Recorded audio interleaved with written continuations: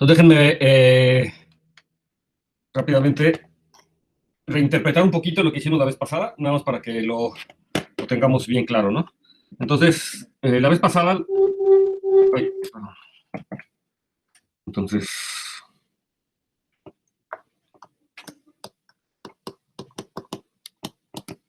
la vez pasada, ¿qué es lo que pasó? Entonces yo tenía una extensión n sobre k, y entonces n sobre k posiblemente era una extensión de grado finito, ¿no? Entonces, sin restricciones. Entonces, no necesariamente finita.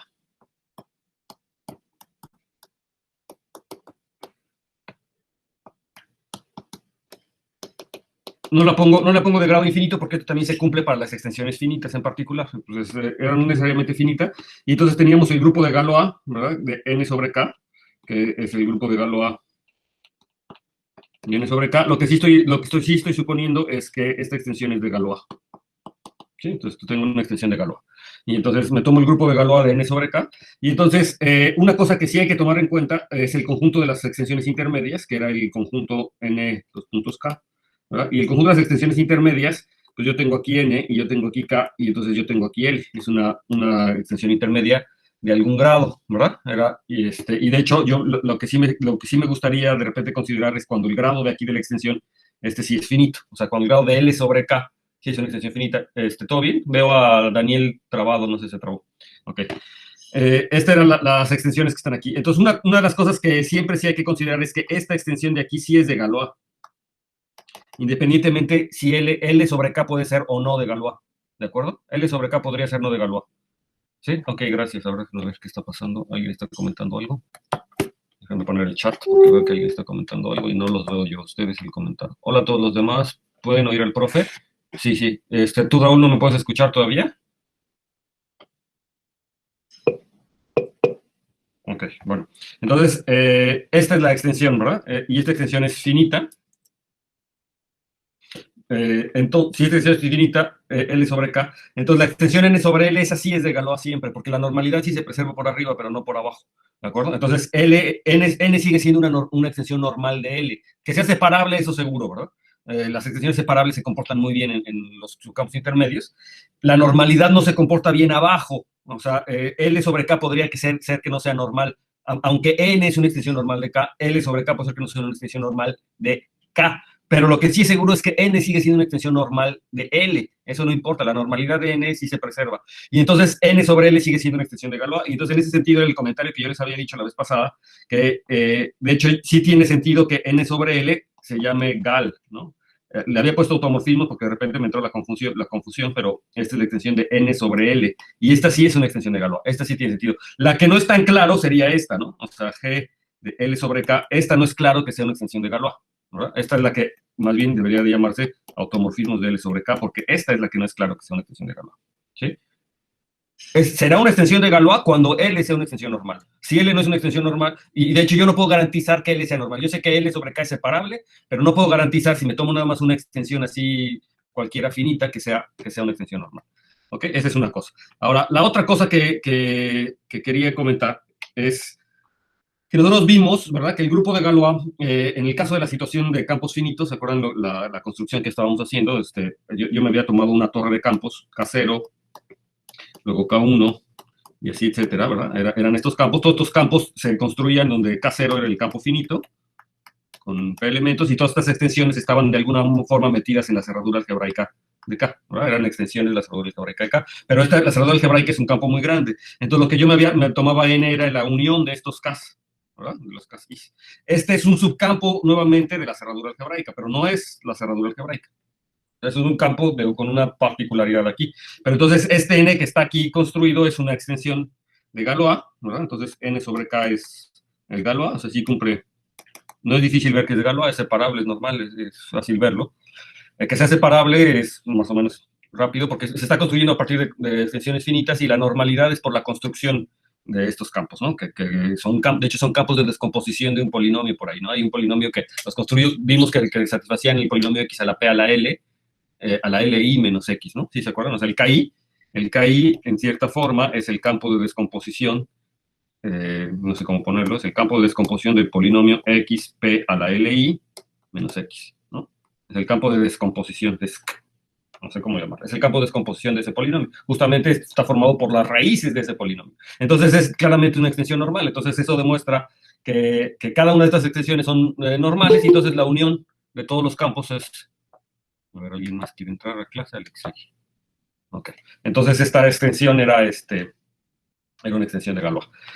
Ahora, la otra situación era estudiar quiénes eran los grupos de Galois, ¿verdad? Los grupos de Galois de este campo. Entonces, para eso yo tenía el automorfismo de Frobenius. Recuerden que era el automorfismo de Frobenius phi de NNN, y era el que a X lo mandaba a X a la P.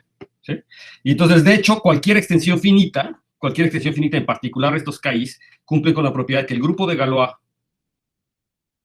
entonces el grupo de Galois de KI sobre K, sobre el campo base, es un grupo cíclico generado por el automorfismo de Frobenius. ¿De acuerdo? Es un grupo, dimos un argumento rápido de por qué era esto, ¿verdad? Y entonces aquí la pregunta era qué pasa, esto para todo I, ¿verdad? Y entonces la pregunta era qué pasaba con el grupo de Galois de N sobre K. Y entonces lo que vimos la clase pasada es que este objeto no es el grupo cíclico generado por el mismo automorfismo de Frobenius, a pesar de que N es la unión de todos estos campos finitos que sí eran generados, su grupo de Galois sí era generado por el grupo cíclico. Y la manera de construir esto fue a través de construir unos ciertos morfismos que son las potencias, ¿verdad? Si se acuerdan que definí los KIs, que era 1 más L, y todo eso, entonces era las potencias, unas potencias de estos. Entonces yo construí unos phi-is, ¿verdad? Que eran automorfismos de N, ¿verdad? Eran automorfismos de N, y luego de estos phi-is yo consideraba la restricción, ¿verdad? De phi al campo KI, ¿sí? Yo consideraba esta restricción, y luego esta cosa se puede ver como un automorfismo de KI en KI, ¿verdad? De hecho, este phi-i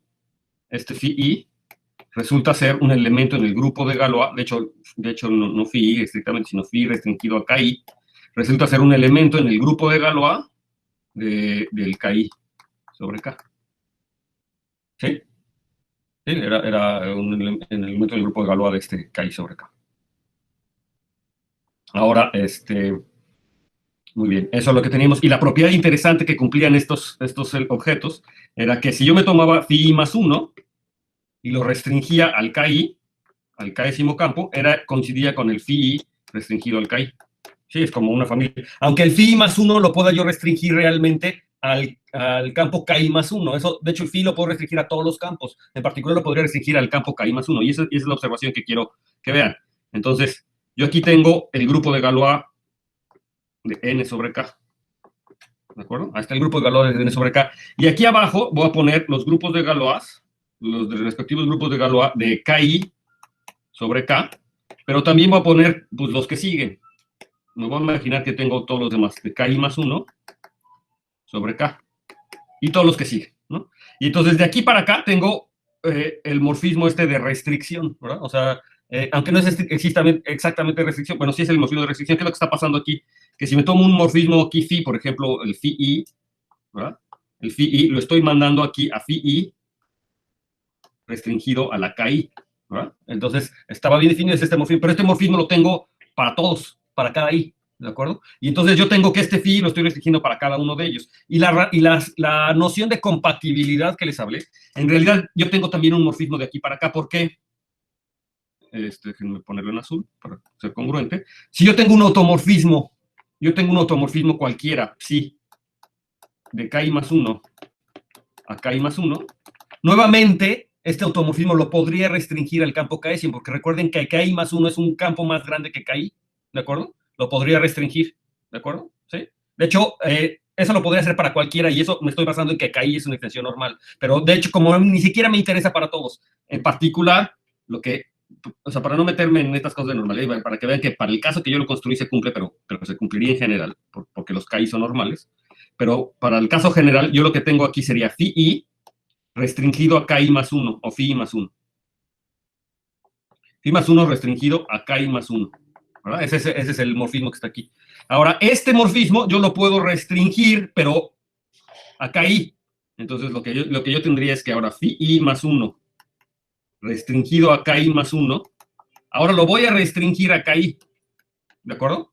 ¿Sí? O sea, el morfismo que tengo aquí, o sea, este tipejo que está aquí, lo restrinjo ahora al campo KI, y ustedes estarán de acuerdo, completamente de acuerdo conmigo, espero que este objeto que está aquí, este cuate, es lo mismo que el phi i más 1 restringido a KI directamente. Es decir, que este triángulo, al menos con los phis i's, es conmutativo, ¿verdad? O sea, yo me tomo el phi aquí, me tomé el phi aquí, lo voy a hacer para no rayonear, me tomo el phi aquí, lo mando para acá, que es la restricción a KI más 1, y luego de aquí para acá tengo la restricción, entonces llega al elemento phi i más 1 restringido a KI, que es lo mismo que bajarlo de aquí para acá, directamente, ¿no? Hubiera sido. Entonces, estos triángulos son conmutativos para todo I, al menos con ese phi, con esos phis i's que yo estoy tomándome, ¿no? O sea, como esas potencias, ¿no?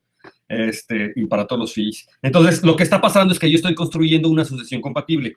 Ahora, el objeto que yo estoy construyendo es un objeto nuevo que creo que le llame sigma, ¿verdad? Sigma es un objeto que estaba aquí, que sigma cumple con la propiedad, ¿verdad? Que si sigma yo lo restrinjo, ese sigma es único. Aquí antes tenía un montón de phis, ¿verdad? Uno para cada i, pero ahora el sigma es el único. O sea, sigma, si yo lo restringo al campo KI, es decir, si lo bajo al campo KI, este resulta ser lo mismo que el phi i restringido al KI, ¿verdad? Así es como lo definimos. De hecho, esta fue la definición de sigma, y vimos que ese sigma quedaba bien definido y que en efecto era un automorfismo. Entonces, fíjense, estoy construyendo un elemento acá sigma que se baja a cada uno de los, no se baja al phi i, sino se baja al que le toca, al phi i más 1. En este caso se bajaría el phi i más 1. Si lo restringo a KI más 1, se bajaría el phi i más 1. Es decir, aquí lo pongo. Sigma restringido a KI más 1 es igual al phi i más 1 restringido al KI más 1. O sea, coincide con esa elección, ¿verdad? Entonces, el sigma restringido a cada uno de esos subgrupos es eso. Y por supuesto que cumple la relación de compatibilidad. Entonces, estoy construyendo un objeto aquí arriba, y ese objeto ya es distinto. Ese objeto no puede ser, digamos, ese objeto no, vimos que no estaba en el grupo cíclico generado por H. Es decir, y vimos en la clase pasada que sigma no estaba en el grupo cíclico generado por phi, donde este es H como un subgrupo del grupo de Galois de N sub K. ¿De acuerdo? Pero estoy construyendo ese, y se los presento ahora sí, porque esto, si ustedes ya han visto algo de límites, ¿verdad? Entonces justamente no lo presenté en la clase pasada, sí, pero lo quería que lo vieran como que estoy construyendo un objeto en el límite. Justamente sí, les dije, ¿no? La vez pasada les mencioné, de hecho con eso nos quedamos, les dije que de hecho el límite de estos grupos de Galois,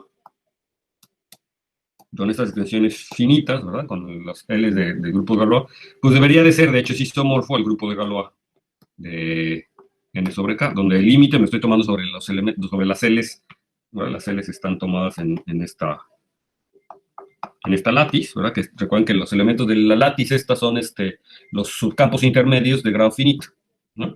¿Sí? Y entonces eso es lo que está pasando, ese es el límite, y bueno, ahora queda claro quién lo estoy tomando. Bajo esta correspondencia, este sigma, pues se corresponde, ¿verdad? Se corresponde con esta familia, digamos, con la familia de los phis i's restringido al KI, ¿sí? Que es la restricción, ¿verdad? Esa es la correspondencia, ese es el elemento que está aquí, ¿de acuerdo? Y entonces, bueno, ahora todavía no les defino formalmente lo que es un límite, pero simplemente si ustedes ya han visto esta situación de límites, que creo que todo el mundo ya ha visto, ¿no? Si ya tomaron álgebra conmutativa o lo que sea, y seguramente ya vieron esto de límites, entonces ya se dieron cuenta que lo que hicimos fue justamente construir un elemento en el límite. Y ya nada más para acabar, ¿verdad? Lo que dijimos es que lo que debería de pasar es que deberíamos de tener como una topología, ¿verdad? Deberíamos de poder dotar a estos grupos de una topología, los grupos de Galois de una topología, de tal manera que el grupo H, que es el grupo cíclico generado por el automorfismo de Frobenius, ¿verdad? El grupo H no es todo G, pero es casi todo G, en el sentido que los elementos de G que no están en H son elementos muy cercanos, y eso se expresaría en términos de decir que la cerradura topológica de H, de este grupo H, tendría que ser exactamente este grupo de Galois G, que es el grupo de Galois, ¿no? O sea, ¿sí? Y entonces, eso quiere decir que el grupo de Galois está topológicamente generado por el automorfismo de Frobenius. O sea, no es un grupo cíclico, pero es un grupo, digamos, cíclico, pero como en el sentido topológico, ¿verdad? En el sentido que además es la cerradura, ¿verdad? Todos los demás están muy pegaditos ahí. Y bueno, hicimos algunos cálculos, ¿verdad? Vimos que los grupos cíclicos de los campos finitos eran unos, o sea que dijimos quiénes eran, ¿verdad? O sea, los grupos de Galois de KI sobre L, digo sobre K, de hecho son isomorfos a es un grupo cíclico de orden exactamente el número de elementos que tiene, y esto se vuelve L a la PI, ¿verdad? ¿Por quién es? El orden es LI. Es LI Z, que es isomorfo a... No, nada. Vamos, Z a la LI es esta cosa. Y entonces el límite proyectivo, ¿verdad? El límite proyectivo, que es el límite que estaba yo calculando, de estos objetos, Z módulo LI Z, pues es isomorfo a los números eleádicos, o sea, los p-ádicos con P igual a L, los eleádicos, ¿no? ¿Sí? Y entonces esto quiere decir que en particular el grupo de Galois de N sobre K, pues es en esta construcción sería isomorfo a los números eleádicos. Y en este sentido, H, el grupo cíclico generado por el automorfismo de Frobenius, este grupo es claramente isomorfo a los enteros, ¿verdad? Es el grupo cíclico generado por un solo elemento, pues, los enteros, y entonces lo que está pasando es que los enteros se meten aquí, o este grupo se mete aquí, es decir, lo que tengo es que los enteros se pueden ver como un subgrupo de ZL, y de hecho, la cerradura topológica de los enteros, con la topología eleádica, que yo le doy a los enteros, esa que les había construido, es ni más ni menos que me da los números eleádicos, ZL, ¿no? Finalmente, no sé si lo pensaron, por alguna razón nos habíamos tomado L distinto de 2. Les había dicho que lo pensaran, ¿verdad? Que porque L era distinto de 2. Y de hecho también porque L era primo. Habíamos visto algunas de las razones por las cuales L funcionaba que fuera primo, ¿verdad? O sea, pero una de las características era porque L era distinto de 2. ¿Pensaron qué es lo que pasaba con L distinto de 2? Bueno, la cosa es que cuando L es distinto de 2, en efecto, la congruencia, ¿verdad? ¿Cuál era la congruencia? N era congruente con 1 más L cuadrada más L a la N menos 1, o ¿quién le poníamos aquí? A la L I menos 1, ¿verdad? Módulo, ¿quién era? L a la I. L a la I. Módulo L a la I. Entonces, teníamos que cuando teníamos esta congruencia, y entonces yo les decía que no existía un N, si L es distinto de 2, entonces no existe un N en los enteros. No existe un N en los enteros, un N minúsculo. No existe un N en los enteros que cumpla esto, ¿verdad? Y excepto para L igual a 2, ¿verdad? ¿Qué pasa para L igual a 2? Los voy a poner porque es importante, ¿verdad? Cuando L es igual a 2, de hecho, les veíamos que, o sea, habíamos visto que si esto pasaba, entonces N por L menos 1 tendría que ser congruente a menos 1, ¿verdad? Esta congruencia me salía equivalente que si yo multiplico por L menos 1 por N, ¿verdad? Esto sale congruente a menos 1 módulo L a la I, ¿de acuerdo? Y entonces, en el caso de L igual a 2, esto siempre pasa, pero el caso de L igual a 2, entonces me saldría que N es congruente con menos 1, módulo L a la I para todo I. Y la cosa es que para el caso 2 sí existe un número que sea congruente con menos 1, módulo L a la I para todo I, o sea, módulo 2 a la I en este caso, ¿verdad? L igual a 2, módulo 2 a la I para todo I. Y de hecho ese número es justamente menos 1, o sea, el entero menos 1 es congruente con menos 1. Y de hecho, esta es me acuerdo que les había dicho la parte de la historia del ajedrez, que no se los había contado, y les dije, se los voy a contar. A lo mejor ahora es un momento bueno para contárseles el final de la historia del ajedrez, nada más como una nota cultural. Esta final de la historia del ajedrez en realidad yo me la inventé, pero porque queda muy bien para esta historia. Entonces, me imagino que todo el mundo ha escuchado la historia del ajedrez, ¿no? Que llega un cuate y mete el ajedrez, y entonces pone el tablero del ajedrez, ¿verdad? De 8x8,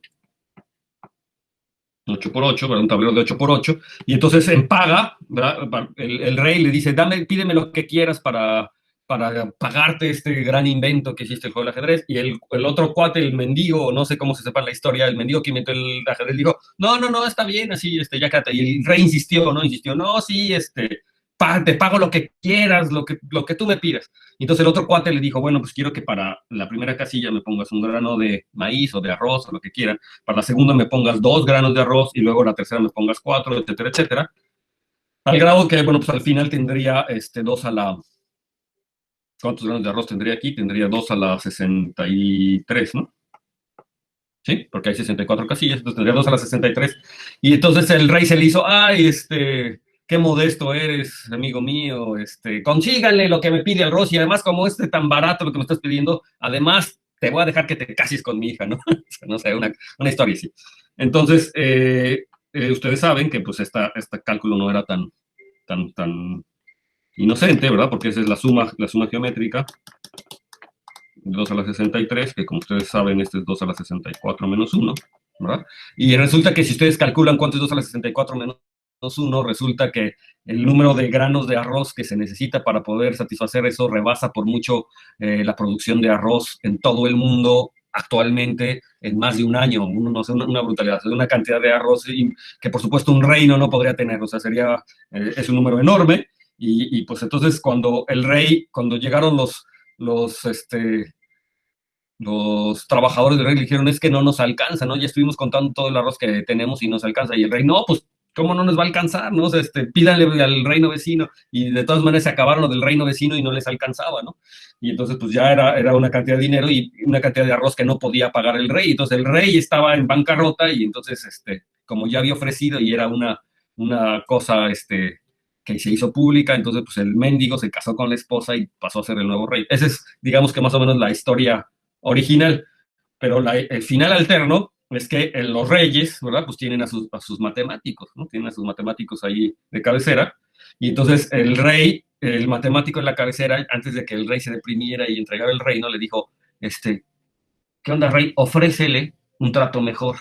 No, pues, ¿qué trato mejor le vas a ofrecer? Le dijo, mira, tú ofrécele que le vas a hacer la misma paga, pero mejorada. Es decir, ahora vamos a considerar un tablero de ajedrez, pero no de orden 8 por 8, sino de orden infinito por infinito. O sea, un tablero de ajedrez infinito. Vamos a considerar un tablero de ajedrez infinito y entonces te va a pagar igual. Aquí te voy a dar 1 grano de arroz, aquí te voy a dar 2 granos de arroz, 3 granos de arroz, 4 granos de arroz, siempre te va a pagar lo doble. Y entonces te lo voy a pagar eso. ¿Cómo ves? ¿Aceptas o no? Y el mendigo dijo, no, pues sí, sí acepto. Y entonces, ¿pero cuánto arroz es ese? Y entonces ya le llaman al matemático. Dice, dile cuánto arroz es ese, ¿no? Y entonces le dijo, sí aceptas, le chocaron la mano, ¿no? Y ya, aceptó el cuate que sí le iba a dar la. Entonces le dijo, bueno, pues la cantidad de arroz que te voy a dar es 1 en la primera casilla, más 2 en la segunda casilla, etcétera, más 2 al cuadrado, más 2 al cubo, y pues así hasta el infinito, ¿verdad? Esa es la cantidad de suma. ¿Pero cuánto es esa suma? Le digo, no te preocupes, tú sabes algo de aritmética, ¿no? Pues inventaste el ajedrez, algo de aritmética sí sabes. Entonces, te puedes dar cuenta que si yo le factorizo un 2 aquí, en esta parte, y factorizo 2 a partir de aquí, me vuelve a quedar 1 más 2 al cuadrado, más etcétera, ¿no? Ahorita me quedaría así. O sea, que S es igual a 1 más 2 veces otra vez la cantidad de S. ¿Verdad? Es otra vez esa cantidad. Y entonces, si yo lo resuelvo esta ecuación, ¿verdad? Si paso el S para el otro lado y el 1 para el otro lado, me sale que menos 1 es igual a S. O sea, ¿qué crees, mi hermano? Que me das un grano de arroz y me quedo con tu ajedrez y todos estamos felices y contentos porque ya aceptaste. O sea, el mendigo le tuvo que dar un grano de arroz y todos se fueron felices y contentos. El rey se quedó con el grano del ajedrez, con el ajedrez y con un grano de arroz de extra que no tenía, y entonces el médico se quedó, ¿qué? ¿Cómo? ¿No? ¿Qué opinan de este final? ¿Qué les parece? No, más bonito. ¿Por qué? O sea, ¿qué está pasando? La pregunta es aquí, ¿qué cosa está pasando aquí?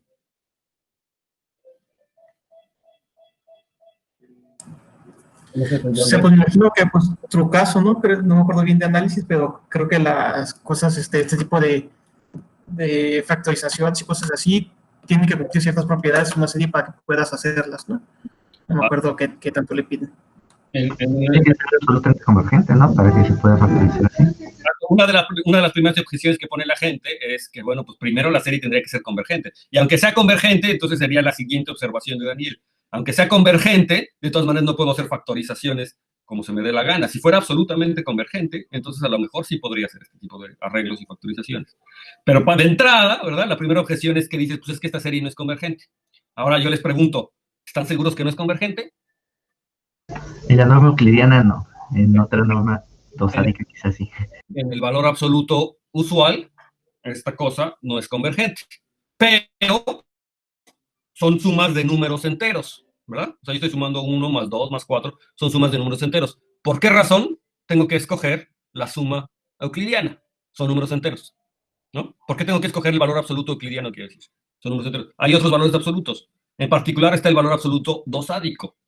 En el valor absoluto dosádico, resulta que esta serie es una sucesión de Cauchy, ¿verdad? O sea, la sucesión de sumas parciales. vamos a llamar la sucesión de sumas parciales, SI, ¿verdad? Donde SI es pues, la iésima suma parcial, o sea, 1 más 2 a la LI menos 1, le voy a poner a la LI menos 1, bueno, a la LI no importa. Esta suma es una sucesión de Cauchy en la mundo dosádico, y la razón es muy fácil, ¿verdad? De hecho, SI, bueno, lo voy a hacer así, con el consecutivo, nada más para que vean. ¿Quién es SI menos 1? Entonces es o al revés, ¿no? SI más 1 menos SI. Entonces esto es 2 a la I más 1, ¿verdad? ¿Sí se acuerdan? ¿Sí? Sí, ¿verdad? O sea, la resta es 2 a la I más 1. Y si yo le tomo el valor absoluto dosádico a esto, o sea, el valor absoluto dosádico que ya lo había visto, esto si no lo recuerdan bien es 2 a la menos I más 1. ¿Sí o no? Y este número es bien pequeño. Esta sucesión, de hecho, converge a 0. ¿Sí? O sea, la sucesión de sumas parciales esta converge a 0. Y esto basta para decir que esta sucesión es una sucesión de Cauchy. Digamos, en análisis general no. O sea, que la suma que la diferencia de los consecutivos sea tan chiquita como quiera, no quiere decir que sea de Cauchy, pero en una ultramétrica, o sea, que como es esta, las dosádicas, se recuerdan que satisface una desigualdad más fuerte que la usual, cumple la desigualdad ultramétrica. En los espacios ultramétricos, ser de Cauchy es equivalente a decir que la diferencia de términos consecutivos tiende a 0, o sea que, ¿sí? En sus valores absolutos. En este caso, entonces, esta sucesión es una sucesión de Cauchy, y en efecto, esta sucesión de Cauchy es, bueno, debería de ser convergente en algún lado, es decir, es una sucesión de Cauchy. Si yo completo a los enteros con este valor absoluto, a los racionales con este valor absoluto, obtengo, ya habíamos hablado de eso, ¿verdad? Si yo completo a los enteros con ese valor absoluto, o bien a los racionales con ese valor absoluto dosádico, lo que obtengo es la completación con ese valor absoluto dosádico es los racionales dosádicos, ¿no? Los que contienen aquí, por supuesto, a Z2, que es la bola unitaria, ¿no? Que está aquí adentro. Entonces, de hecho, esta sucesión, o sea, la sucesión de sumas parciales, esta que está aquí, sí converge. ¿Y a quién converge? Pues a menos 1. O sea, de hecho, converge y converge a menos 1. Y bueno, ya lo hicimos. Lo que hicimos en las congruencias hace ratito,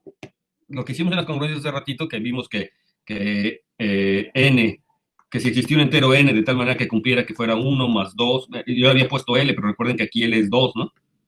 O sea, 1 más L al cuadrado más L a la I menos 1, módulo 2 a la I, digo L, módulo L a la I, ¿verdad? Esta congruencia, si lo pongo en 2, lo que me está diciendo es que si existirá un número n que sea congruente a 1 más 2 al cuadrado, más 2 a la I menos 1, módulo 2 a la I, para todo I. Y les dije, sí existe. Si se fijan, estas son las sumas parciales. Existe un número que sea igual a las sumas parciales y que sea congruente, módulo 2 a la I, eso quiere decir que la distancia, ¿verdad? Eso quiere decir que difiere por un múltiplo de 2 a la I, quiere decir que la distancia entre n, esto en normas, quiere decir que n menos SI menos 1, digamos, utilizando la notación, la norma doceádica, esto se tiene que hacer menor, como difiere por un múltiplo, es menor o igual que 2 a la menos I. O sea, esta congruencia se transfiere, se retraduce en términos de valores dosádicos en esta desigualdad, tal cual. ¿Sí? En esta desigualdad. Y entonces eso quiere decir que, en efecto, pues si la sucesión de las SIs converge con el valor absoluto doceádico, debería de converger a SN, ¿verdad? O sea, aquí lo que estoy diciendo es que esta sucesión de SIs pues debería converger a SN si SN existe. Y por el calculito que hicimos hace ratito, multiplicando por L-1, vimos que N era congruente con menos 1. Es decir, que la sucesión esta SIs, de hecho, converge a menos 1. ¿Verdad? Y de hecho, la cuenta, ¿verdad? Una de las cosas por las que nos podemos dar cuenta que eso es cierto, pues es justamente este análisis que hicimos aquí. ¿Sí? El análisis que hicimos aquí justamente demuestra que, bueno, si la serie es convergente, además de los dosádicos es absolutamente convergente, todas las series convergentes son absolutamente. Entonces, aquí, toda esta aritmética que hicimos en este recuadro, sí se cumple para los dosádicos, en análisis dosádico. Y entonces, lo que estamos calculando es que la suma S, que es el límite, ¿verdad? Este S, que es en realidad el límite, este S, que es en realidad el límite de las SIs, de las sumas parciales, pues tendría que converger a menos 1. Y en los números dosádicos sí converge a menos 1. ¿De acuerdo? Y entonces, cuando L es igual a 2, sí existe, sí existe un entero, y ese entero es pues el menos 1, justamente. ¿sí? O sea, fíjense qué cosa curiosa pasa, ¿no? 1 más 2 más 4 más 8 más 16, o sea, sumas de números enteros positivos, converge a un número negativo. Y y no sé ustedes, pero eso le choca mucho a la gente, a los estudiantes posiblemente de licenciatura, cuando les he platicado este final, me dicen como que no entienden cómo es posible que la suma de números positivos converja a un número negativo, porque estoy tomando, aquí la situación está en que en realidad no es que esté convergiendo un número, o sea, la noción de positivo y negativo tiene sentido, digamos, cuando yo tomo el valor absoluto usual, es decir, digamos, cuando estoy pensando como los enteros adentro de los reales y que los puedo ordenar como en una recta y tengo estas cosas que los... En realidad, o sea, si yo pienso los números enteros simplemente como un objeto de la teoría de números, en realidad el positivo y el negativo no es eso, sino es el número y su inverso aditivo. O sea, el -1 es el inverso aditivo del 1. No es, no, o sea, sí, claro, claramente lo puedo pensar como positivo y negativo, pero, o sea, desde el punto de vista algebraico, si ustedes quieren, el -1 no es un número negativo, simplemente está denotando el inverso aditivo del 1, que yo me agarré, ¿no? Y entonces lo único que estoy diciendo es que la suma de un montón de elementos converge al inverso aditivo de un número. Eso es lo que se está expresando. Y ahora aquí lo que pasa es que no es un campo ordenado, ¿verdad? O sea, QL, los eleádicos no es un campo ordenado, entonces no tiene por qué cumplirse esta propiedad que la suma de positivos sea positivo. ¿O no? O sea, de entrada no existe esta noción de positividad, y de hecho aquí este es el ejemplo, ¿verdad? De que no podría ser un campo ordenado, al menos no con la noción de positividad usual de los números reales, porque si los enteros yo me los tomo como números positivos, o los naturales me los tomo como números positivos, estaría sumando un montón de ellos que me daría un número negativo, ¿verdad? O sea, un número en el otro. O sea, no lo podría dividir a los eleádicos, o sea, no podría definir una clase positiva como se hace en los reales, de tal manera que los enteros estén en esa clase positiva, porque tendría ese tipo de incongruencias, ¿no? Entonces, bueno, eso demuestra aquí. Bueno, pero esa es un poquito la historia que les debía también de los números eleádicos, de los números dosádicos, y de esta situación, ¿no? De esta situación que está aquí. Bueno, entonces, en efecto, para L igual a 2 sí se puede, sí tiene solución, entonces por eso es que había que quitarle el L distinto de 2, ¿no? Entonces, es fácil ver que para él un L distinto, bueno, ya esa es parte también de su trabajo, ¿verdad? O sea, si L es distinto de 2, esa congruencia, ¿verdad? L menos 1 por N congruente a -1 no puede existir, ¿verdad? No se cumple para L distinto de 2, ¿de acuerdo? ¿Sí? ¿Sí o no? Si se cumpliera, bueno, piénsenlo, ¿qué pasa si se cumpliera? ¿Podría ser que el producto sea -1? ¿Sí?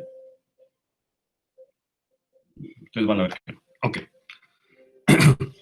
Bueno, entonces retomando lo que estábamos platicando, lo que necesitamos, ¿verdad? Era definir una topología en el grupo de Galois, ¿de acuerdo? Para poder entender ese tipo de cosas. Entonces vamos a ver lo que es la topología de Krull.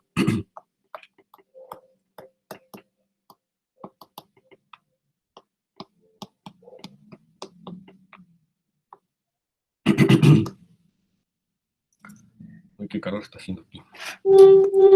Ay, ¿qué está pasando? Ok, entonces, ¿qué queremos? Entonces quiero dotar de una topología en mi grupo de Galois. Entonces, no, se me rompió mi...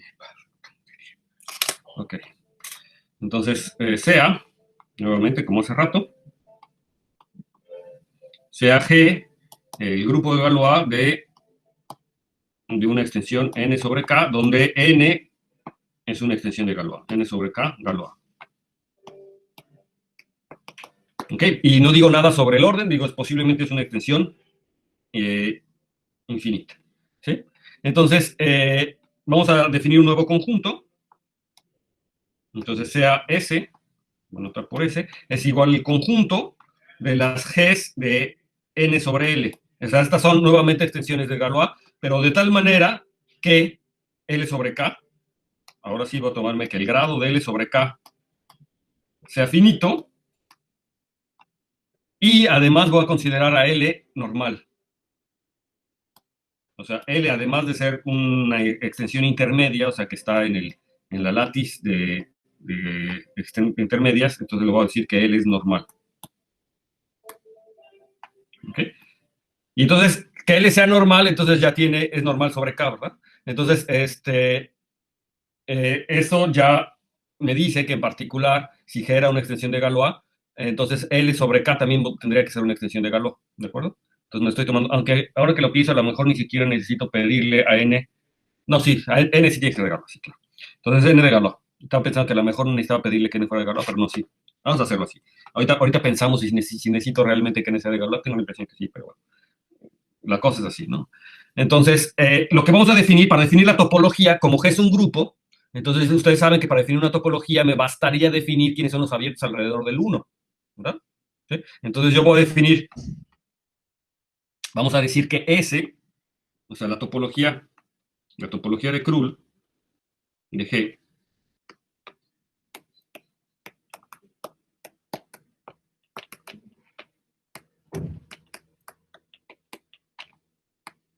la topología de Krull de G es la topología, o es la topología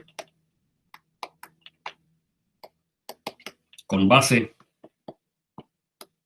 de abiertos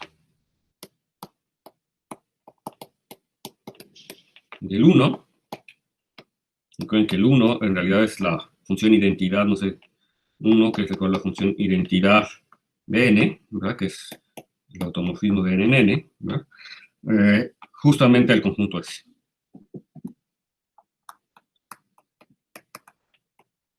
¿Sí? ¿Queda claro? Entonces, ¿qué está pasando? Que cada uno de estos grupos de Galois de n sobre L, el grupo de Galois de n sobre L es un subgrupo del grupo de Galois de G, ¿verdad? Por lo que hemos visto, y yo los declaro a estos cuates una base de la topología. Entonces, la base de la topología es la base de la topología alrededor del 1, es decir, las translaciones, ¿verdad? De todos estos objetos, entonces serían la base de la topología de todos los otros objetos, ¿verdad? Entonces, les queda claro que esto ya, por lo que hemos visto en grupos topológicos, bueno, esto me determina una topología ya en el grupo G. Entonces, recuerden que el hecho de que yo tengo un grupo G con una topología, eso no lo hace un grupo topológico automáticamente. ¿Qué necesitaría yo para que sea un grupo topológico? Pues que las operaciones sean continuas, ¿verdad? ¿Qué es lo que me faltaría ver? O sea, en efecto, esta cosa es un grupo topológico. Pero vamos a hacer unas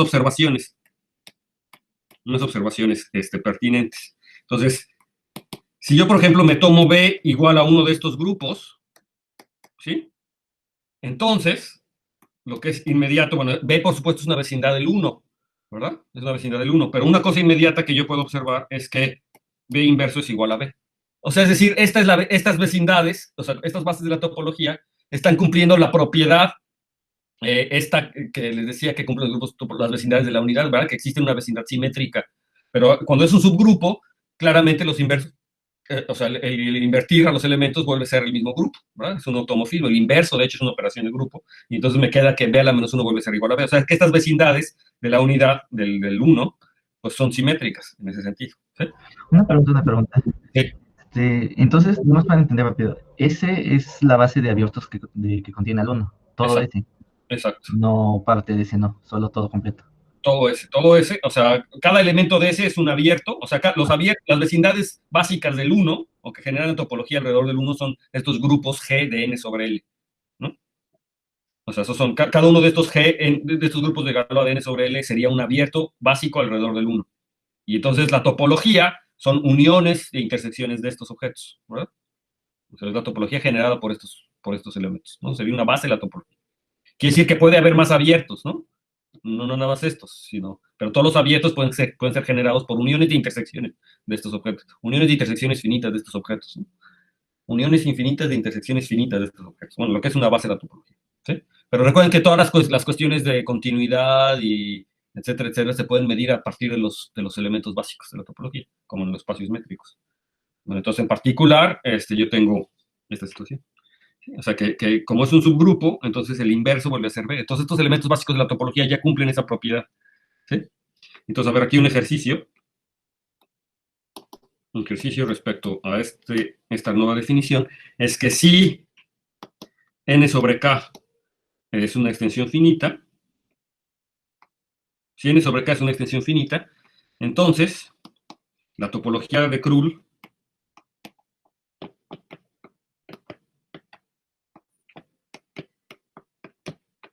es un ejercicio importante. La topología de Krull de G, que es el grupo de Galois, o Gn sobre K, como quieran, este es el base, es la topología discreta.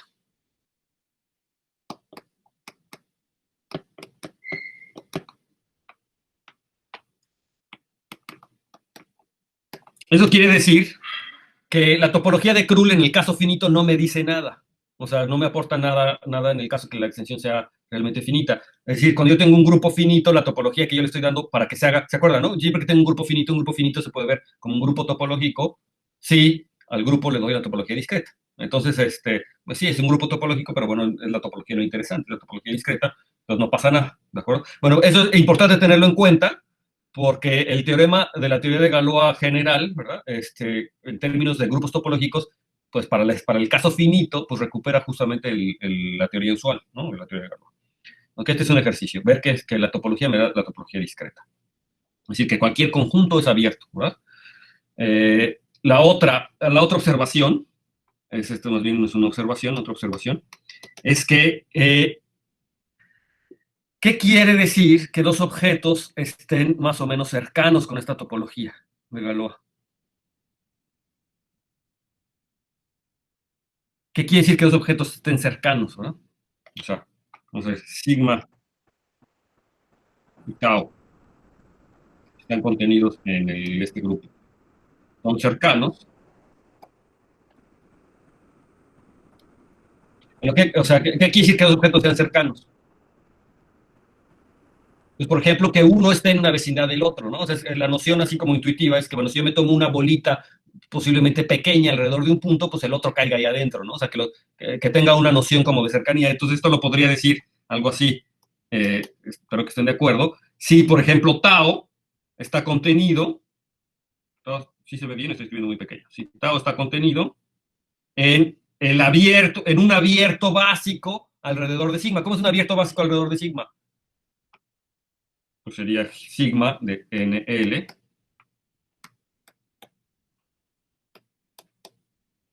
para alguna extensión L en esta látiz, ¿verdad? L finita, ¿verdad? Una extensión finita, ¿de acuerdo? Un campo intermedio finito. ¿Están de acuerdo que eso quiere decir que tau está está cerca, ¿no? O sea, está en una vecindad. Sí, recuerden quién es la vecindad de sigma. Pues es uno de los abiertos básicos trasladados a sigma, ¿verdad? Están de acuerdo que sigma GNL es una vecindad de sigma. ¿Sí? Es un abierto básico de sigma, por la definición. Entonces, eso quisiera decir que tau está en sigma, en un abierto, para un L posiblemente suficientemente grande. Eso quiere decir que tau y sigma están lo suficientemente cercanos. ¿Pero qué quiere decir esto?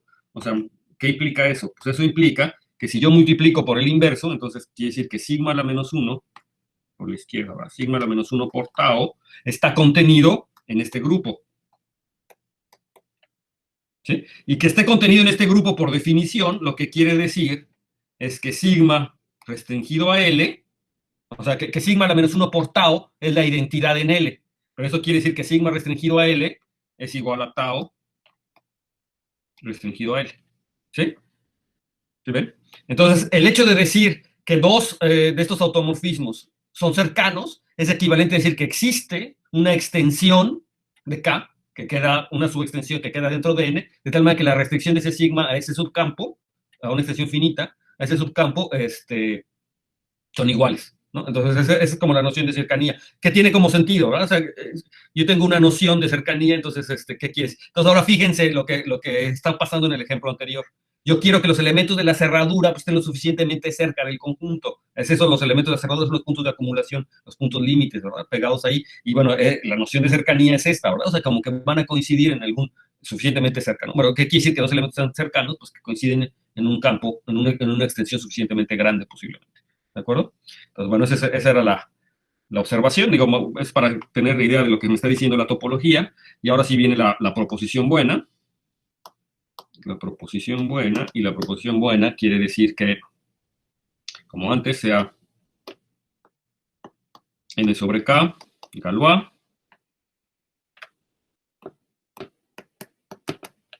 y sea, y g, como siempre, pues esta extensión, ¿verdad?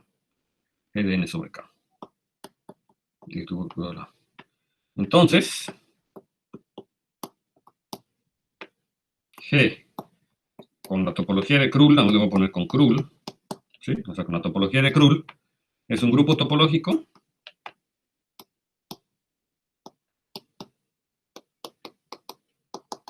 pero no nada más es un grupo topológico, sino es un grupo topológico Hausdorff.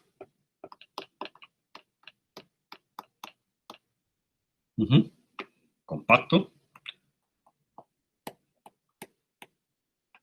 y totalmente desconexo.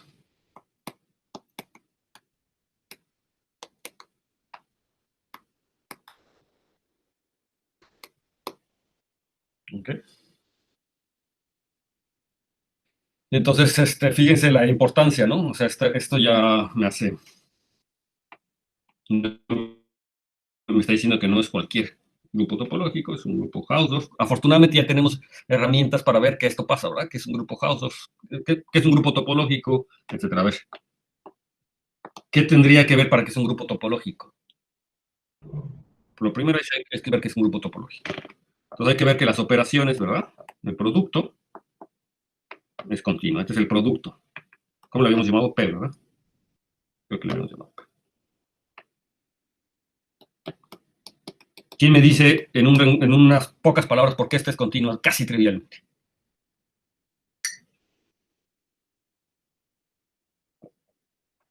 Bastaría checarlo para los abiertos básicos, ¿verdad? Entonces, ¿por qué? A ver, Andrés Flores. A ver, Daniel, ¿qué pasó? Me parece que debe ser tu base en lugar de base. No es una base de la topología. ¿Por qué? Hay dos de una discusión, ¿no? De que si base o subbase. Es una base de la Escribió topología. base y dijo subbase, creo. Puede ser que le he dicho, pero es una base. Más bien, Las bases son que sean, en efecto. Bueno, aquí lo que va a pasar es que todo abierto es unión de estos cuates. Unión de estos. ok, vale, Entonces, una base. vale. La continuidad no sale bien porque si tomamos, por ejemplo, el elemento identidad, pues su imagen inversa es identidad cross identidad, ¿no? Y pues es un cruz de dos elementos de la topología. Bueno, sí, dos elementos de topología cruz. Y pues ya, ¿no? A ver, ¿quién? A ver, es que no oí bien lo primero que dijiste. ¿Puedes repetir, por favor? La continuidad no saldría porque pues toma el conjunto que solo tiene a E, ¿no? Entonces la imagen inversa de la identidad, pues podría estar elementos de la topología cruz. Pero fíjate, uno, o sea, yo tengo que demostrar que es continuo en la identidad, pero eso no quiere decir que la imagen inversa de la identidad, o sea, la identidad, el singulete que contiene la identidad no tiene por qué ser abierto. Digamos, en principio ahorita no sé el singulete. De hecho, si el singulete de la identidad fuera abierto, entonces tendría la topología discreta, ¿verdad? Porque entonces todos los puntos serían abiertos, entonces todo conjunto sería abierto y entonces tendría la topología discreta. Y de hecho eso no pasa. De hecho, no es cierto que el singulete, digamos, en el caso finito sí, ¿no? Porque en el caso finito, para ustedes demostrar que la topología que les da es la discreta, bastaría con que me demuestre que la identidad es una abierta. Pero para el caso general, ahorita la identidad no tiene por qué ser abierta. De hecho, no es abierto en general, ¿no? Porque la topología de Cruz no es la topología discreta siempre, ¿no? Entonces, no tendría por qué ser la identidad. No tiene por qué ser abierto. Entonces, ahora, yo creo que si me tomo la imagen inversa de la identidad, pues, de hecho, obtengo un montón de, o sea, obtengo, por ejemplo, pares A, A inverso, ¿no? Obtengo B, o sea, obtengo ahí un cierto conjuntito, pero ese conjuntito, o sea, si la identidad no es abierta, no me dice nada sobre la continuidad, o sí, creo que no, ¿no? O sea, más bien lo que hay que ver es que la imagen inversa de un abierto básico vuelve a ser abierto. Son subgrupos que están en ese, ¿no? Entonces me tomo un subgrupo y me gustaría ver que su imagen inversa es abierto. Pero ¿quién es la imagen inversa de este subgrupo? El GNL, cruz GNL. Exacto, es GNL. ¿Por qué? Porque es un subgrupo. Exactamente. Entonces es cerrado por la... Es cerrado por el producto, ¿verdad? Entonces justamente yo tengo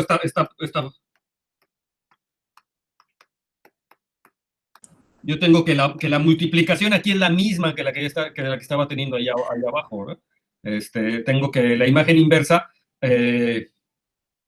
al menos lo que seguro podría decir es que la imagen inversa contiene a este objeto.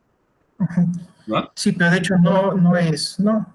Cuando la extensión es infinita, pues no es exactamente igual, ¿no? Porque puedes tomar elementos fuera de ese grupo y su inverso, claro. y también entra. Entraría ahí. De hecho, para cualquier grupo, ¿verdad? O sea, siempre cuando un elemento y su inverso, la multiplicación estaría ahí. Pero lo que sí seguro puedo decir es eso, y la razón es porque este producto está bien definido, ¿no? O sea, el GNL, cruz GNL está aquí. Pero eso era lo que bastaba, ¿verdad? Esta es una vecindad del 1 y esta es una vecindad del 1. Y eso es lo que bastaba para demostrar la continuidad, ¿recuerdan? O sea, para demostrar que el producto era continuo, yo tenía que ver que había una vecindad del 1 y una vecindad del 1, cuyo producto está ahí adentro, ¿verdad? Entonces, justamente lo que estaría diciendo aquí es que por todas las GNL por GNL, donde este producto es el producto del grupo, está dentro de GNL. Y esta es una vecindad del 1, una vecindad del 1 que está dentro de la vecindad del 1. Entonces aquí el producto es continuo. Ahora, ¿por qué el inverso es continuo?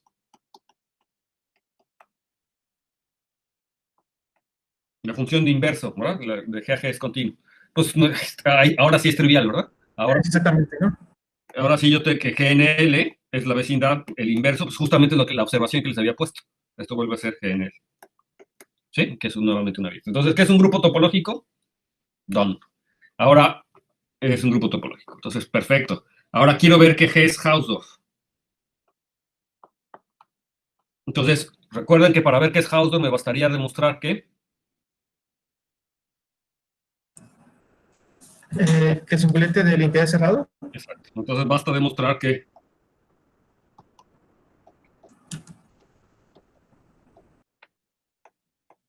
el singulete con la identidad es cerrado. ¿Cómo le hacen para demostrar que el singulete con la identidad es cerrado?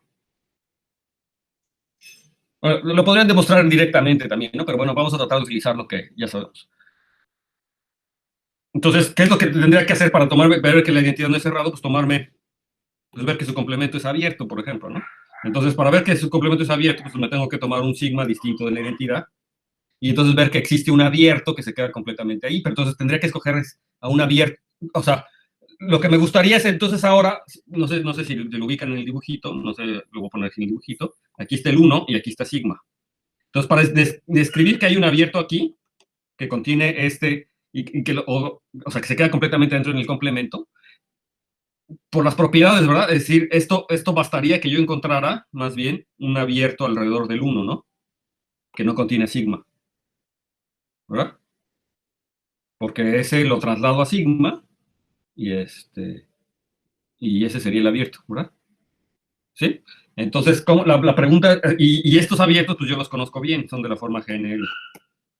O sea, bastaría que lo encuentre un básico, de hecho, para que cumpla esa propiedad. ¿Cómo quién se les ocurre? O sea, en otras palabras, la pregunta aquí es ¿cómo tomar L? Y L que cumpla que es una extensión finita, ¿verdad? L con L sobre K. Finita, porque ese es los abiertos de la topología. ¿Sí? ¿Cómo debería tomar L? ¿Cómo se les ocurre? ¿Alguna idea así rápida? Son de esas cosas que dices, bueno, hay una forma canónica más o menos de agarrar ese L, ¿quién sería? ¿A partir de qué sigma no es la identidad? El campo generado con K y... Pero espera, ¿sigma está en G o está en K? Ayer me perdí. Sigma es un automorfismo, o sea, es un elemento del grupo. Sigma es un automorfismo de N, ¿verdad? Que no es la identidad. A ver, ¿qué quiere decir que sigma no es la identidad? Que mueve elementos de L, pero deja fijo los de K, ¿no? Sí, ya. Como sigma no es igual al 1, entonces, ¿qué pasa? Pues que existe un X en N, tal que sigma de X no es X, ¿verdad? Eso quiere decir, ¿sí? Existe un X, y por cierto, ese X no está en K, porque sigma fija todos los elementos de K, es un elemento que no está ahí. Entonces, ¿a quién se les ocurre tomar? Ah, pues entonces ahora el campo de K y que tiene a X. Y esa sería como el primer guess, KX. Pero, ¿qué pasa con esa extensión? Esa extensión está en la S, en el conjunto S. O sea, el grupo de Galois, el grupo G de N sobre KS, ¿sí está en S? Es que si es trascendental, entonces ya no funciona. Tiene que ser algebraico, ¿no? No es trascendental, porque X está en N. Y N es una extensión de Galois, entonces particular es una extensión algebraica. Entonces, X está en N, por lo tanto, X es algebraico. ¿De acuerdo? Entonces, cada X es algebraica. Pero la pregunta aquí más bien es si este grupo, o sea, el grupo de automorfismos de N que fijen a KS, está en el conjunto S que definí, es decir, en todos los grupos, de tal manera que L es una extensión finita. Entonces Aquí, sí está, ¿no? ¿no? Porque pues, si es algebraico, entonces su extensión, el grado es igual al polinomio mínimo de este. Y como sí existe, entonces Y es finita, pero fíjense cómo definimos a S. ¿Dónde está? S. Déjenme subrayar. La normalidad, ¿no? Exacto, La es normalidad. L normal, ¿verdad? ¿Y esta extensión no es normal o no es normal? O sea, ¿el KS es normal? Pues podría ser normal, pero no necesariamente, ¿verdad? O sea, no necesariamente, o sea, hay una infinidad de ejemplos de campos cuando yo le agrego un solo elemento y no es normal, ¿verdad? O sea, ¿qué necesito para que sea normal? O sea, este no funciona. Pero lo que sí va a funcionar es tomarme L, ¿quién se podría tomar que seguro sí es normal y que contiene a KDS? ¿Qué extensión normal contiene a X? Una que se les ocurra.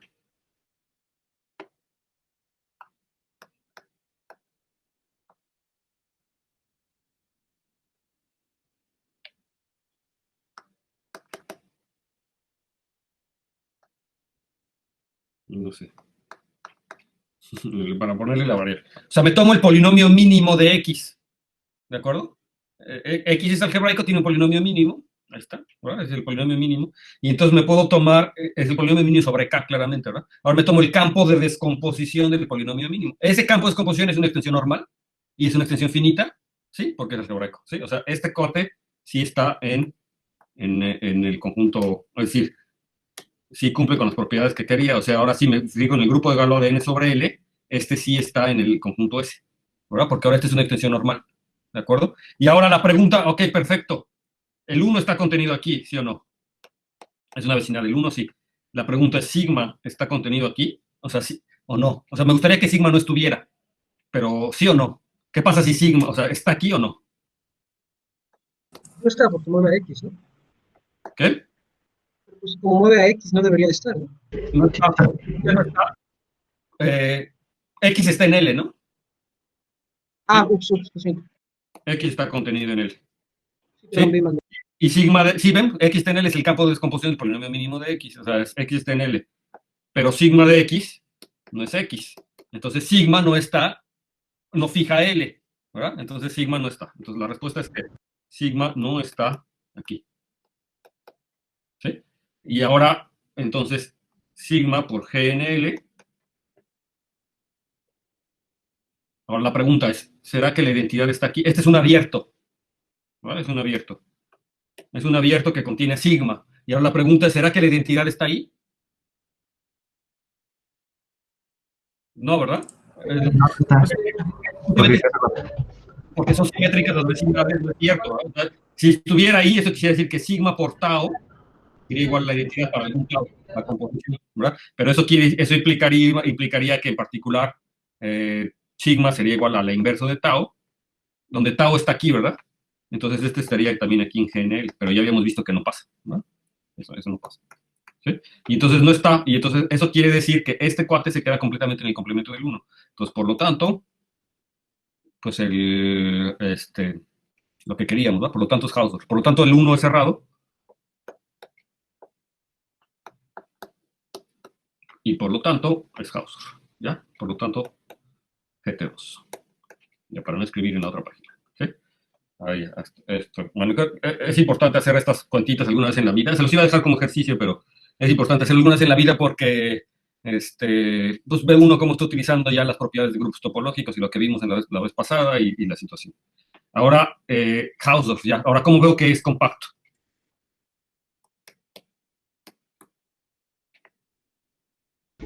Más tarde que toda cubierta de los básicos es finita, ¿no?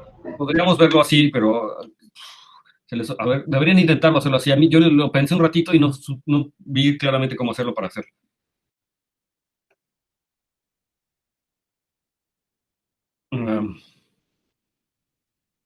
Bueno, yo no sé si así se vea que es compacto, pero lo que sí se ve es que es compactas. Aquí está una pacta y aquí está la otra pacta. La pacta izquierda y la pacta derecha. No es cierto, es una broma también. Con sus pactitas. Ok, entonces, para ver que es compacto, lo mejor para poder ver que este grupo es compacto es tratarlo de meter a un grupo que sea compacto y tratarlo de meter como un grupo cerrado. Es verlo como un cerrado dentro de un compacto. ¿De acuerdo? Y entonces aquí la observación, vamos a verlo, es compacto. Entonces, observaciones. Entonces, la primera observación es que GNL, no, así, los grupos GLK con L sobre K finito, ¿verdad? O sea, noten que estos no son subgrupos, estos no son los básicos, ¿verdad? ¿Sí? Estos no son los básicos porque es extensión de L a K. Este ni siquiera es un subgrupo de G, ¿de acuerdo? Pero este cuate es una de las características que yo me tomaba era tomarme L sobre K, era que L sobre K fuera finito, pero bueno, entonces G de L sobre K con la topología de Krull.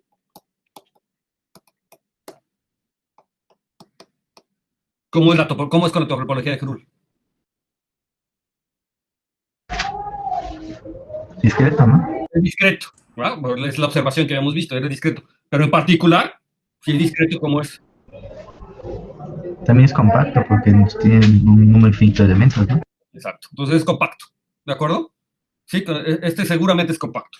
Es finito, es una expresión finita, entonces el grupo es finito, entonces en particular también es compacto, ¿de acuerdo? Entonces este cuate es compacto, porque es finito, ¿de acuerdo? No porque sea discreto más bien, es porque es finito, es compacto. Entonces estos grupos son compactos, ¿verdad? Ahora, la segunda observación, esa es la primera. Yo tengo un morfismo G, a G de L sobre K, y lo vamos a llamar phi L. ¿Y qué es lo que hace este morfismo? Que a cada sigma, a cada automorfismo lo mando a phi L de sigma. A lo mejor en vez de phi le voy a llamar rho porque en realidad es una restricción. Rho L. Y entonces aquí a un sigma lo mando a rho L de sigma. ¿Y quién es rho L de sigma? Pues es igual a sigma restringido a L. ¿De acuerdo? Ahora, la pregunta rápido, díganme, ¿por qué está bien definido esto? No puedo. ¿Es un homomorfismo de grupos? A ver.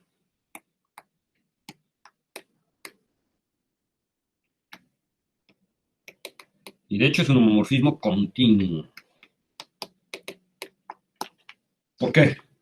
La primera pregunta, ¿por qué está bien definido? Es decir, ¿por qué sigma restringido a L sí cae en el grupo de Galois de L sobre K?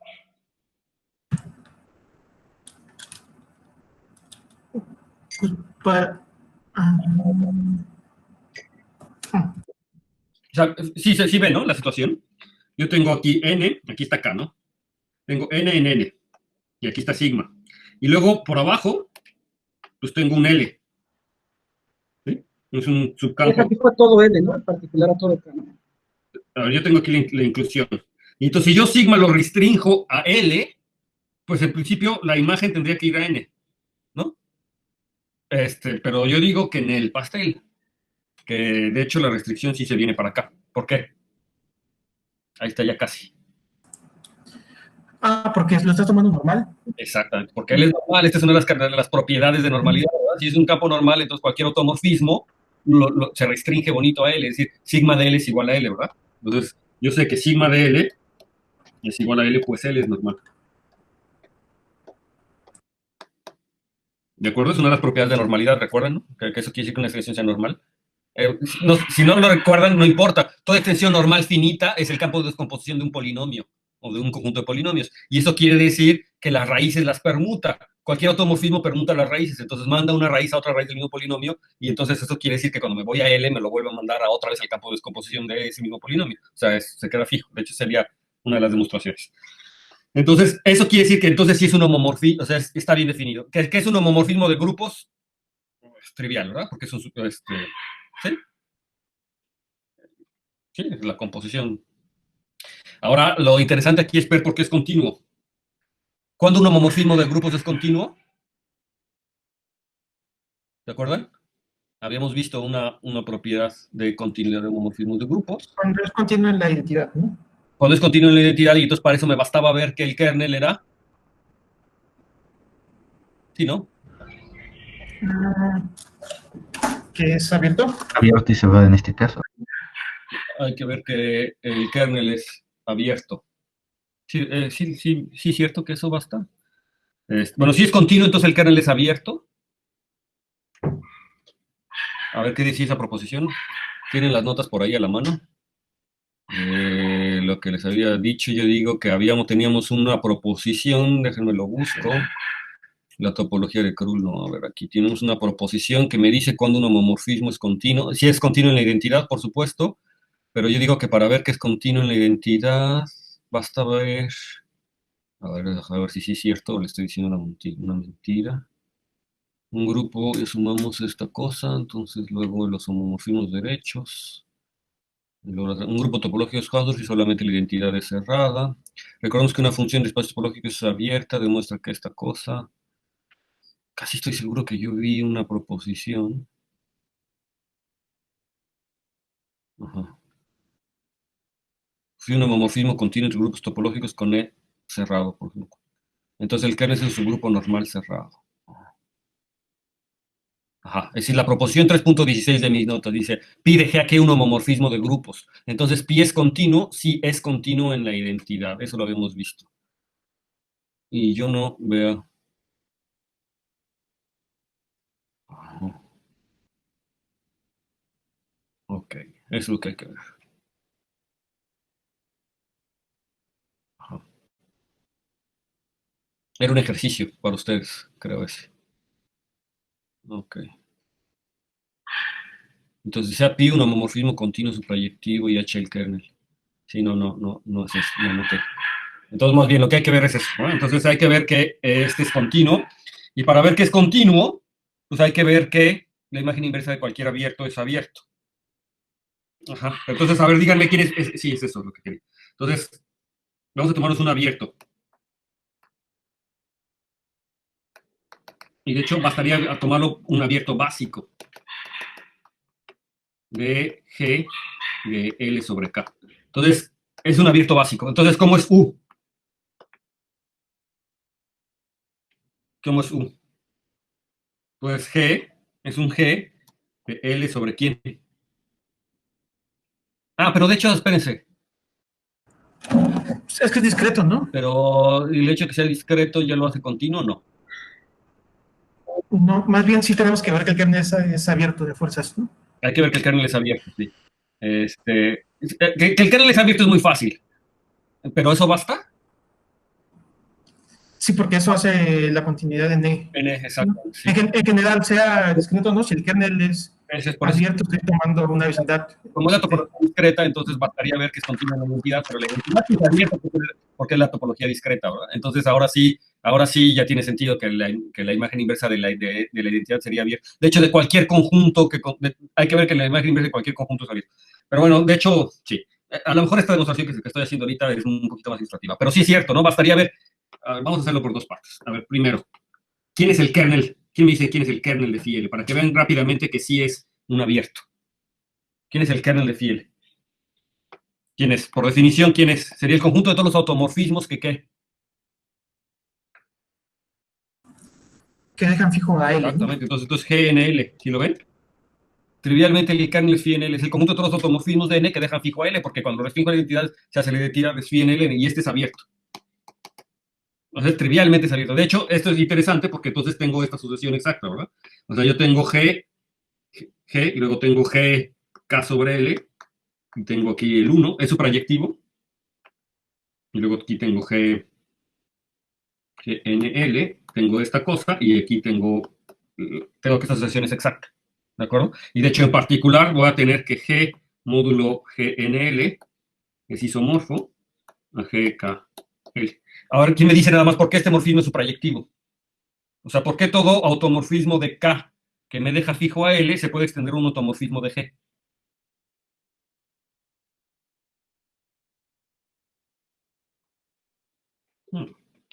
Estoy poniendo a prueba su teoría de Galois. ¿Y no sale por la normalidad que se puede extender? No es por la normalidad, pero...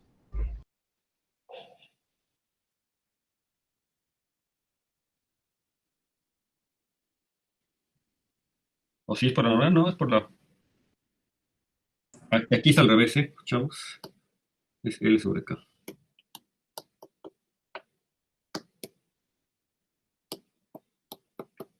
sea, todo automorfismo de L que deja fijo acá se puede extender a un automorfismo de N.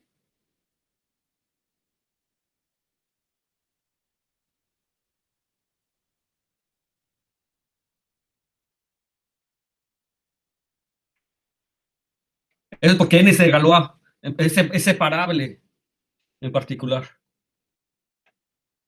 Y es una extensión algebraica separable. Entonces, no sé si se acuerdan que está un teoremita, ¿no? O sea, yo tengo L y tengo, por ejemplo, K barra.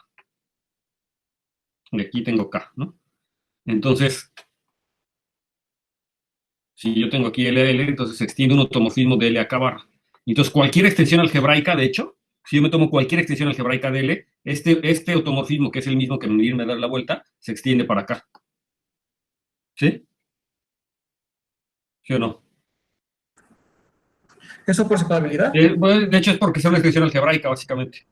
Bueno, por ser una extensión algebraica, para extensiones algebraicas, Claro. ¿no? Entonces, yo lo puedo extender aquí arriba. Y siempre se va a poder extender. Ok. Bueno. Entonces, y de hecho es su proyectivo, ¿no? Entonces, este es su proyectivo. Entonces, tengo esa cosa. Entonces, el kernel ya vimos que es Gn sobre K. Entonces, tengo esta sucesión exacta. Y de hecho, lo que estaría demostrando es este resultadito, que es un resultadito también bien conocido. O sea, el grupo de Galois de G módulo GNL es isomorfo al grupo de Galois de L sobre K. ¿Sí? Cuando L extensión es normal, se tiene esa situación. Pero entonces, bueno, ya vimos que el kernel es abierto.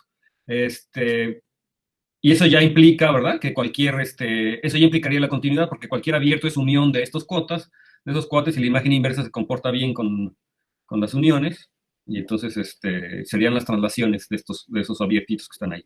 Pero de hecho, yo digo que puedo decir un poco más. Si yo me tomo un abierto de L sobre K, entonces por definición sería un abierto de algún L sobre algún otro campo intermedio, ¿verdad? O sea, de un L sobre M. Donde M, ¿dónde está? ¿Ya es hora de irse? Ya nos pasamos, sí. Con razón ya están yendo. Entonces, chin. Oh, no. Bueno, ya. No, ya no puedo. Ya me pasé por mucho. Y tienen otra clase seguramente. Entonces, a ver, piensen nada más qué es lo que pasa con este abierto. ¿Quién es la imagen de este abierto? De un abierto de la forma G, L sobre M, donde M es un subcampo de L. Nada más piensen rápido quién es. Rapidísimo, rapidísimo, rapidísimo. Pues yo digo que este va a ser. Pues esos son los conjuntos de automorfismos que dejan fijos a L. Entonces, la imagen inversa de ese U, ¿quién es? Dice U. Pues yo digo que va a ser el grupo de automorfismos de N, pero que ahora me dejan fijo a M, porque M está ahí, entonces sigue siendo un abierto, ¿no? Entonces lo hice para los abiertos básicos, entonces claramente aquí esta cosa es continua, ¿no? La restricción es continua, es un homomorfismo continuo. Bueno, ok. Bueno, aquí nos quedamos. Nos falta ver que en efecto cumple con las dos propiedades, o sea, la cosa de compacidad, pero lo único bueno que aquí ya estamos viendo es que aquí tengo un morfismo, un compacto, ¿no? Y ahora me gustaría otro compacto más grande y meterlo ahí. Aquí no le estoy inyectando G ahí adentro, ¿no? Pero me gustaría poderlo meter a un compacto más grande que va a tener que ver con eso. Bueno, entonces eso lo vemos en la siguiente clase porque ya son las 1:10. Ahora sí, de un día para otro no puedo preparar diapositivas, definitivamente, pero yo creo que el fin de semana sí puedo. Entonces, ya el fin de semana voy a... La única desventaja de preparar diapositivas es que uno se va más rápido y entonces ustedes van a tener que tomar notas, no sé cómo, y hacer las notas. Entonces, yo les paso las diapositivas de cualquier manera, pero la idea sería que las notas pues no fueran una copia de las diapositivas, sino que realmente ustedes completaran ahí con choro, ¿no? O sea, que hicieran los detalles o las cosas que estamos haciendo, ¿no? Ok, por lo tanto, bueno, lo bueno es que está el video, entonces también el video lo pueden revisar, ¿no? Y corregir algunas cosas. Ok, ¿alguna duda o algo antes de que nos vayamos? ¿Todo claro? También quiero hacer esta construcción, porque la construcción que voy a hacer de compacidad habla mucho de los grupos porfinitos. O sea, van a ver que está en tierra con porfinitos, ¿no? ¿Sin duda? Entonces, un sistema inverso o algo así. Exacto. Hace ratito ya vimos que tenemos un sistema proyectivo, un sistema inverso, ¿no? Y bueno, lo que vamos a ver es que es la completación de ese sistema proyectivo. Es el límite proyectivo, la completación profinita se llama, ¿no? Pero sí, ok. Entonces, sí, es lo que vamos a ver. Y ya luego, cuando veamos la generalización para todos, pues queda clarísimo. ¿Alguna otra duda o algo? ¿No? Ok, entonces nos vemos el martes. ¿Vale? Vale, en fin, todos. Vale. Voy a detener la grabación.